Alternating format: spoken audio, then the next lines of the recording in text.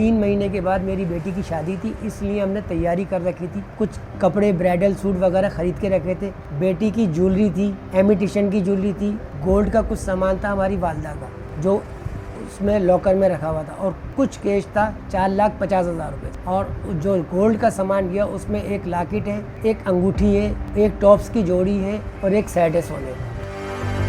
North Karachi में चोरी की वारदात के दौरान नामालूम मुल्जिमान शहरी अब्दुल खालिक के घर से लाखों रुपए नकद, तलाई जेवरात और शादी का सामान ले उड़े। मुतासरा शहरी अब्दुल खालिक का कहना है कि 3 माह बाद बेटी की शादी है, जिसकी तमाम तर तैयारियाँ एक ही वारदात में लुट गईं।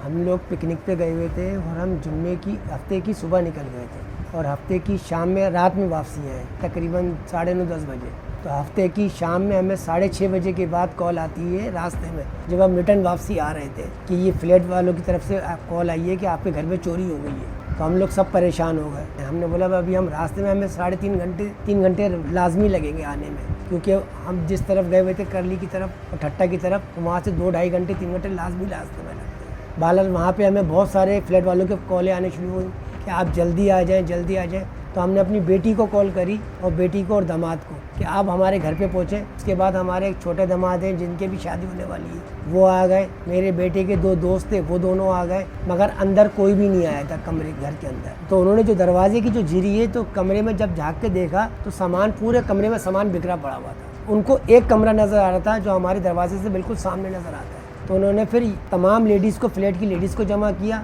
और यूनियन के सदर को और यूनियन वालों को बुलवाया। 3 महीने के बाद मेरी बेटी की शादी थी, इसलिए हमने तैयारी कर रखी थी। कुछ कपड़े, ब्राइडल सूट वगैरह खरीद के रखे थे, बच्चों के कपड़े थे खरीदे हुए, बेटी की ज्वेलरी थी, इमिटेशन की ज्वेलरी थी, गोल्ड का कुछ सामान था हमारी वालदा का, जो उसमें लॉकर में रखा हुआ था, और कुछ कैश था, जो कैश की मुद्दत रकम थी 4,50,000 रुपये, 4.5 लाख रुपये। और जो गोल्ड का सामान गया उसमें एक लॉकेट है, एक अंगूठी है, एक टॉप्स की जोड़ी है और एक सेट है सोने का। हम जब आए यहाँ पर तो सारे लोग जमा थे फ्लैट के। फिर हम अंदर आए तो तीनों कमरे में सामान बिखरा पड़ा हुआ था। उसने हमारे घर की सारी चीज़ें ले गया निकाल के। 1 से 1.5 घंटे वो यहाँ पे रहा है। उसने एक दराज, एक लॉकर हमारा खोल के तोड़ के फेंक दिया। बिल्कुल पूरे कमरे में सामान बिखेर दिया और एक चीज़ समेट के ले गया। यानी बच्चों के स्कूल के बैग में से जो पाउच के अंदर पैसे रखे हुए तो वो तक के लेके गया है। परफ्यूम थे, पंखे थे 2 अदद, एक वॉल क्लॉक थी, एक मोबाइल, वो तो उसके अंदर से अलग लेके गया कीपैड। ये सब सामान हमने ख़रीद के रखा हुआ था, जो वो सारे सामान ले गया उतार के।